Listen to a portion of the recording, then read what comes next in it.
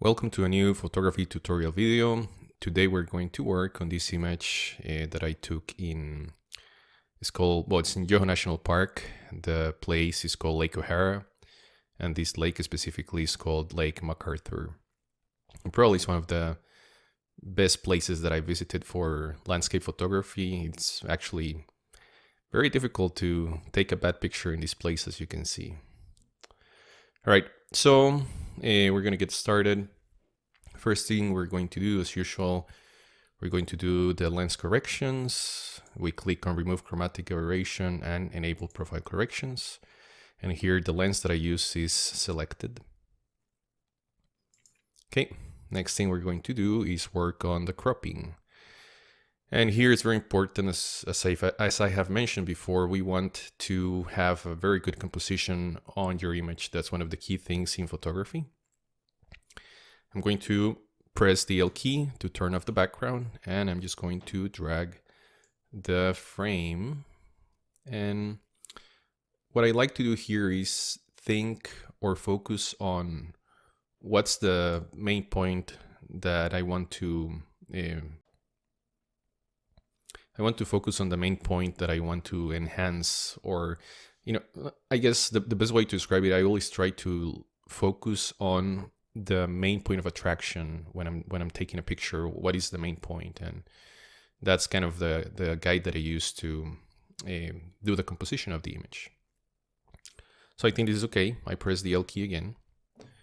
I'm done with this composition, and this is how the image is going to look. Now we're going to work on the basic panel.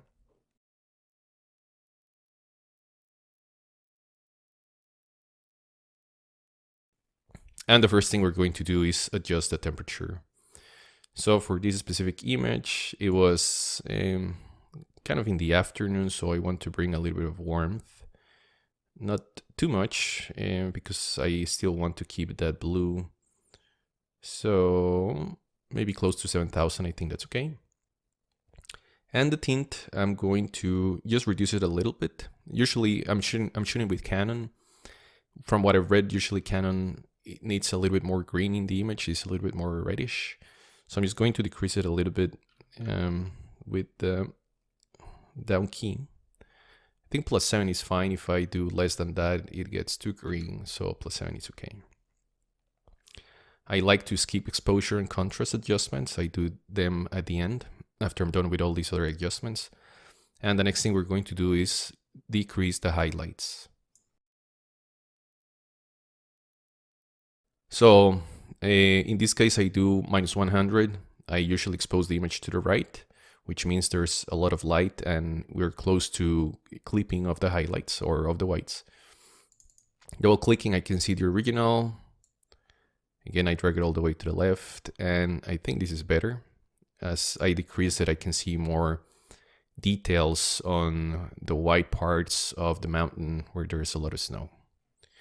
Now I'm going to increase the shadows. So, and look at here how the histogram is going to change as I move to the right. And I'm also going to do +100 here. I'm doing extremes, let's say highlights to -100, shadows to +100. This is what I like to do. And yep, I think it looks good. Okay, so next adjustment that we're going to do are the whites. And for this, I like to press the Alt key, and while I leave it pressed, I move the slider to the right. And as I do that, I'm going to start seeing where there's going to be clipping of the whites, right? So everything that you see there is being clipped. We don't want to do this adjustment too much.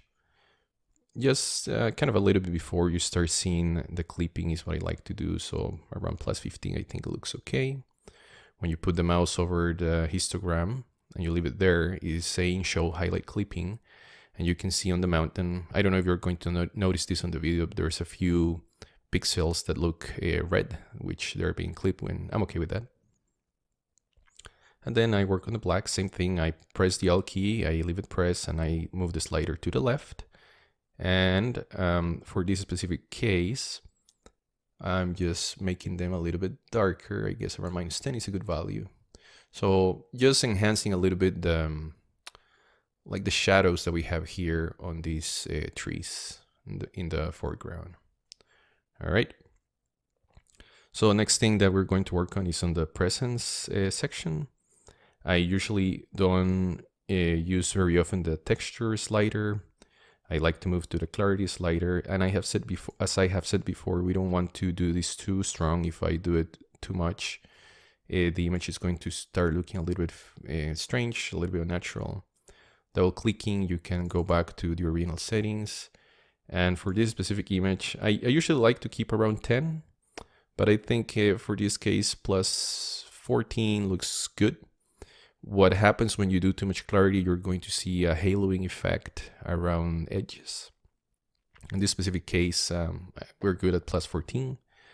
And I'm going to use dehaze just a little bit. I'm going to use it with that up key. That's plus 5. I think that's good. It's a slight change. I don't want to make it too strong. Now, vibrance and saturation. I like to do the vibrance to the right until things start looking a little bit strange. Maybe that's too strong. I think around 20 is a good value for this image. And saturation, I just like to do like +2, +5. I think is a good value. Just +5 looks fine for this image. There's already a lot of color. This blue of the lake, it's amazing. So I don't want to make this too strong. And now that we're done with these adjustments, we can work on exposure and contrast. And for exposure, I look at the histogram and I think it's okay. I look at the image and it's well exposed. I don't think I need to increase it anymore.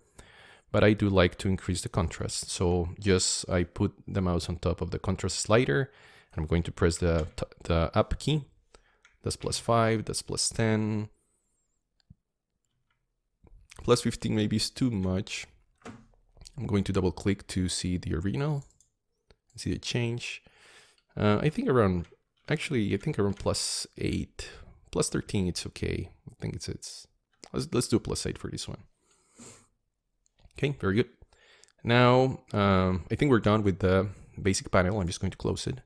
And now I am going to work on the HSL and color panel.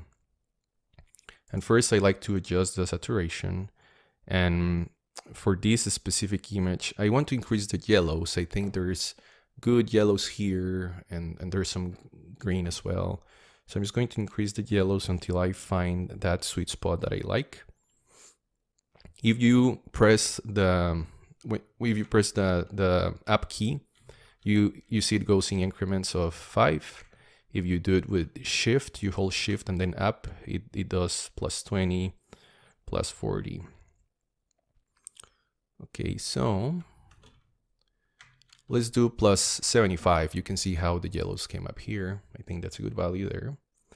And I also want to increase the greens a little bit because they go with the yellows. So let's do around +50 for this image. I think that looks okay. And then I like to work on the luminance here. And specifically what we're going to do is work on the blue. So there's a couple of ways to do this. The one that I like is I click on this pointer.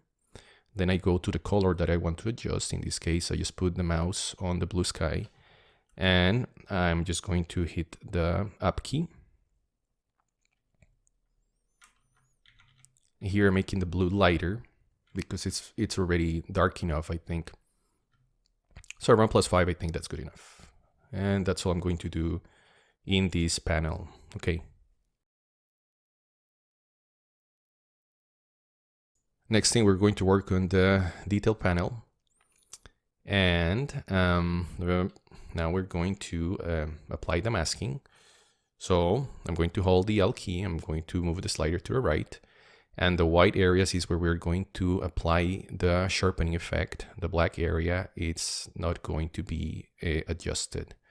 And of course, for this adjustment for sharpening, you just want to apply it to like edges and areas where there's like changes, let's say, in the surface. You don't want to work on the sky. That's not necessary to be sharpened. So I'm going to leave it there. And the values that I like to use, it's a standard amount of 7 for the sharpening. And then for noise reduction, I like to do 30. So 70-30, it's a very good combination, I think.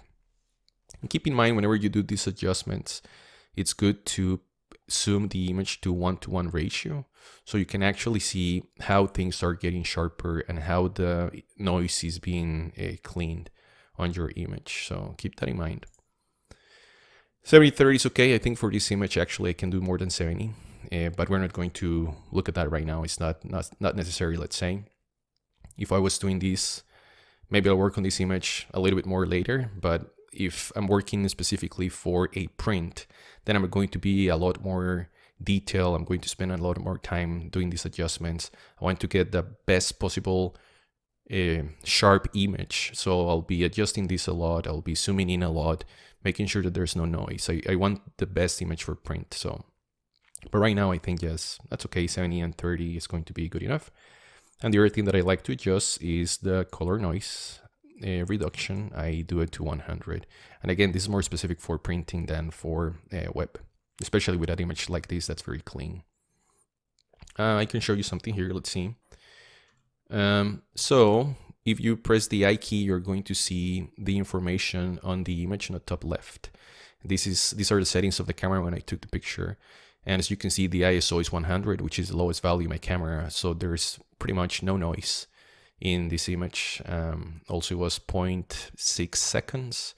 And I took this image, the camera was mounted on a tripod.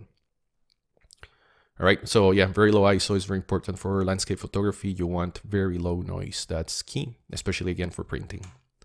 All right, so that's good. The last thing we're going to do is we're going to the effects panel and we're going to apply the vignette. So I'm just going to leave the mouse on top of the slider and I'm going to use the down key. So that's -5, that's -10. Of course, you can do this as exaggerated as you want, which I don't recommend. Usually I like to do, like -5 is a good value. -10 sometimes works as well. For this image, I think -10 looks good. And I think we are done. Let's see if there's something else I want to do. Nope. Something that I do at the beginning is use the spot removal tool. In this case, it's not necessary. There are, I think, no spots. The image is very clean. Yeah, usually you're going to see here in the black area some spots that we might need to clean, but we're good. And there you go. This is the final image. I'm going to press the L key to turn off the background, and that's it. Thank you very much for watching this video. I hope that you like it. If you did, please like the video. And if you want to look at more of my videos, please subscribe to the channel. Also, click on the notification bell so that you get notifications whenever I issue a new video, whenever I publish a new video. This image actually is not in my website yet at the time of recording, but I'm going to upload it. And when I do, I'm going to share the link where you can see it in high resolution, and also you can buy it if you want. And also please remember to subscribe to my other social media channels. You can follow me on Facebook, Instagram, 500px, and Steemit. And that's it for today. Thank you very much, and until next time.